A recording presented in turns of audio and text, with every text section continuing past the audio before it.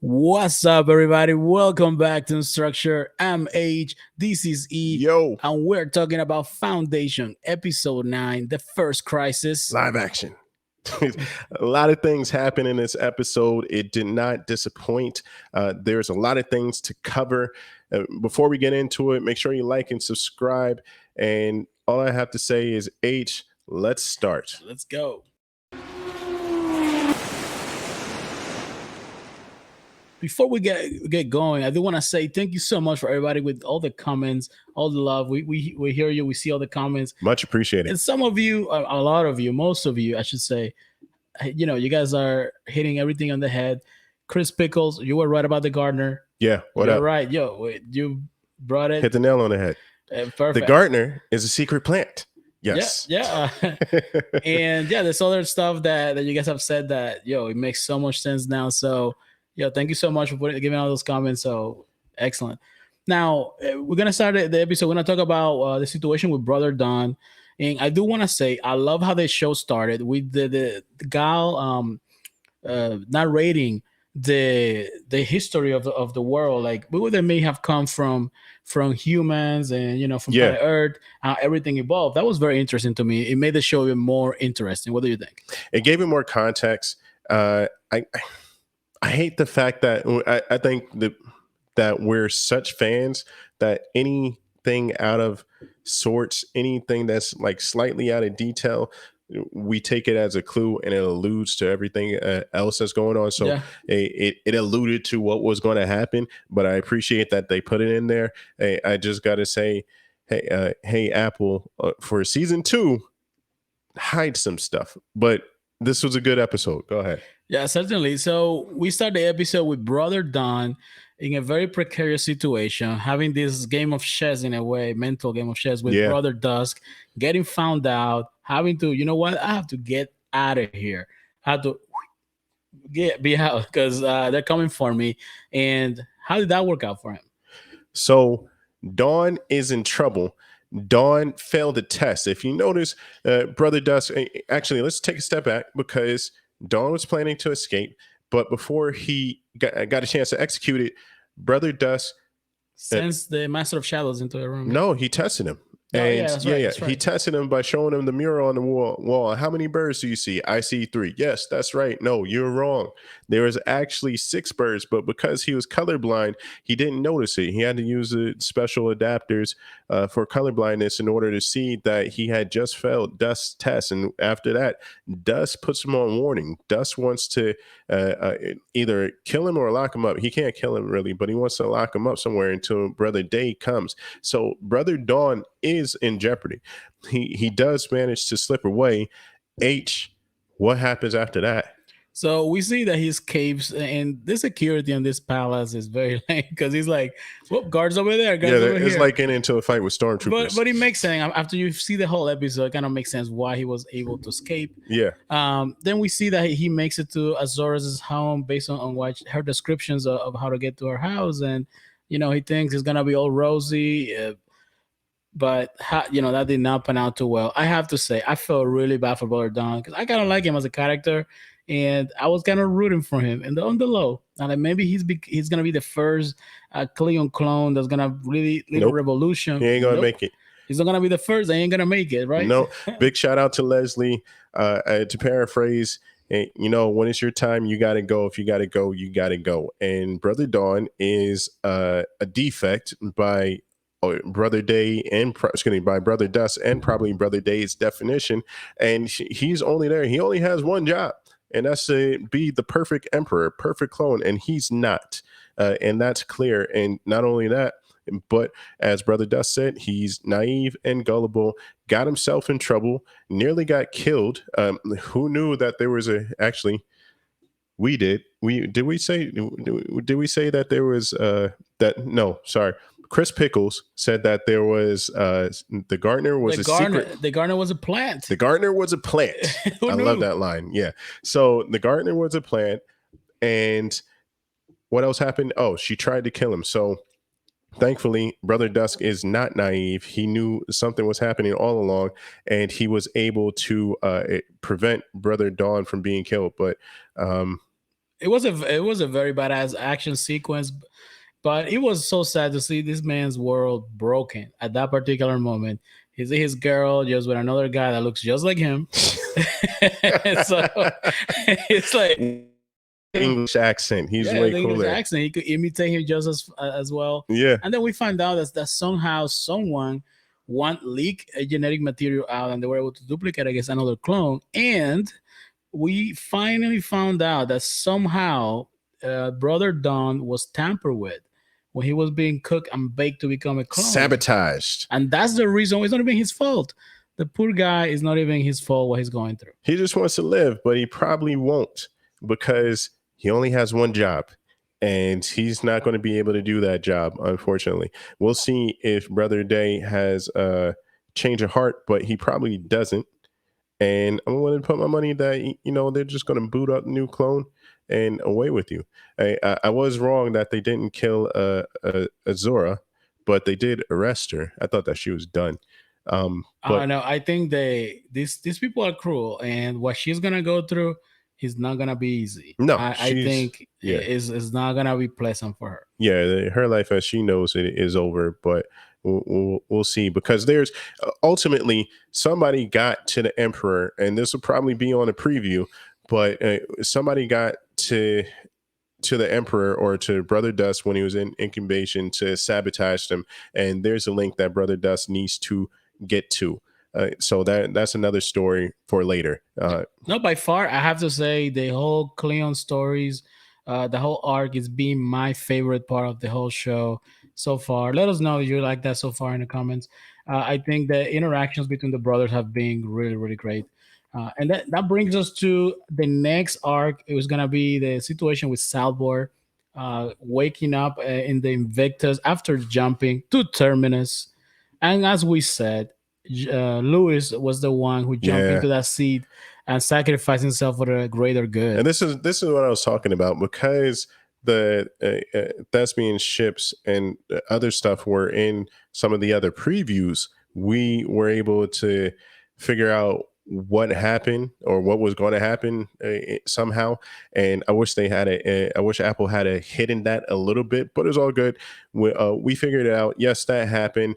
And one valuable note there is that Salvor didn't need to go to sleep in order to jump in the Invictus ship, which there's only one person that we know that doesn't need to go to sleep during the Invictus That's during the Gaal, jump. yeah. Yeah, and that's Gail. So what type of connection do they Is there? have? Yeah.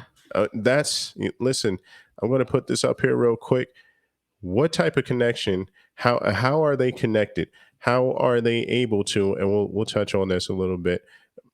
You know what? Yeah, I'm gonna take a step back. How are they connected? Put your thoughts and comments down, and let's have a dialogue because I'm interested to see what your thoughts are. Let's get back to Salvor because she had a lot of things going on. Yeah, we see that well, going back a little bit, we see that Lewis indirectly helped solve the first crisis because he was such a follower of Harry, right? Mm-hmm. He wasn't that greatest leader, but at the end, in his death, he was able to facilitate the person who would then kind of solve the crisis, and in a way, he assisted greatly in this matter.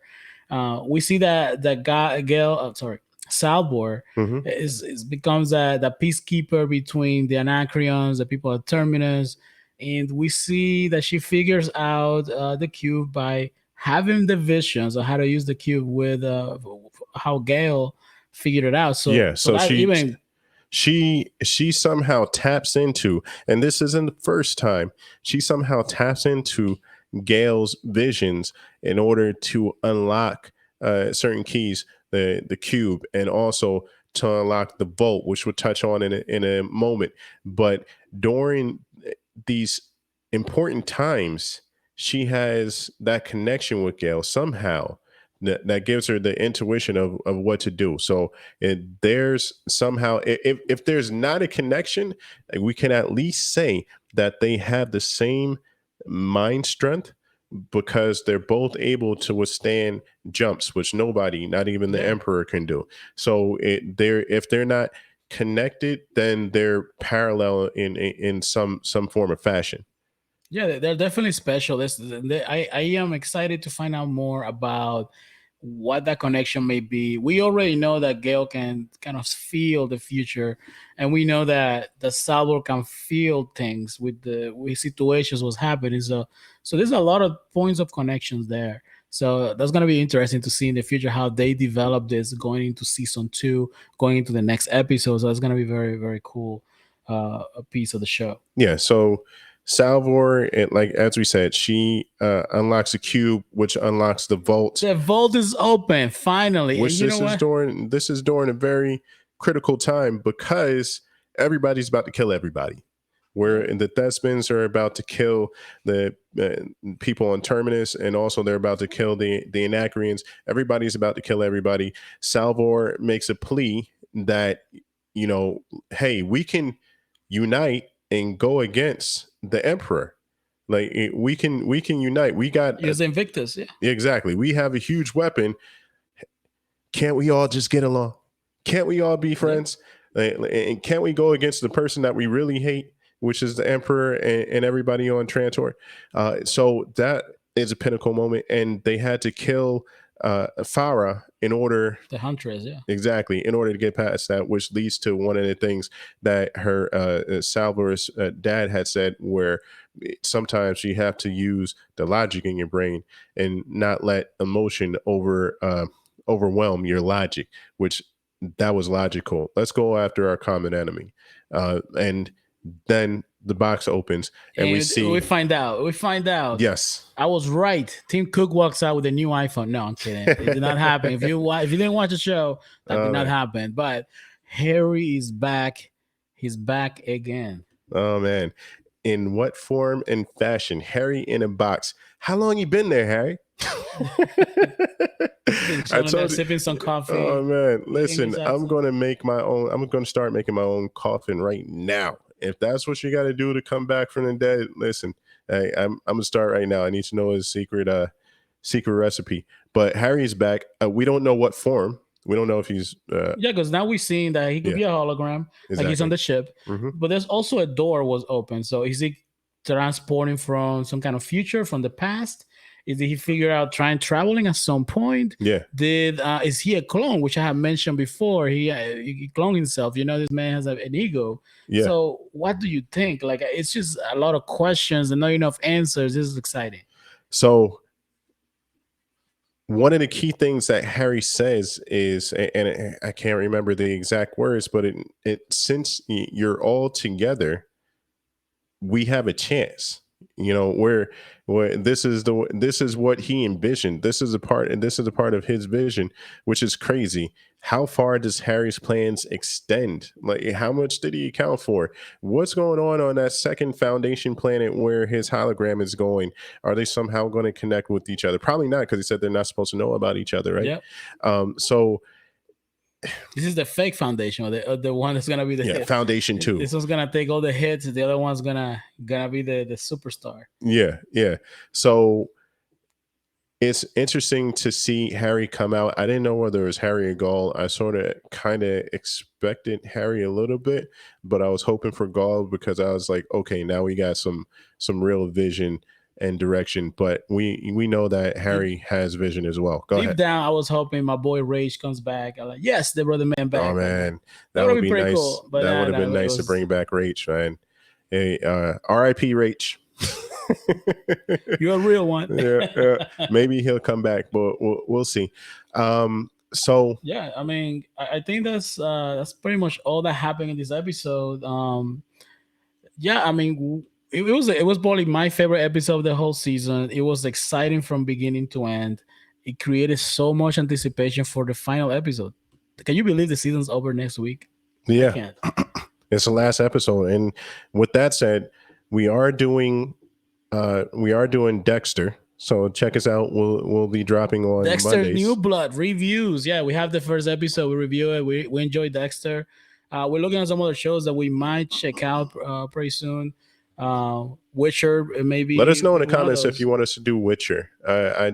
Leslie had mentioned it. Big shout out to you. I checked it out. I like it.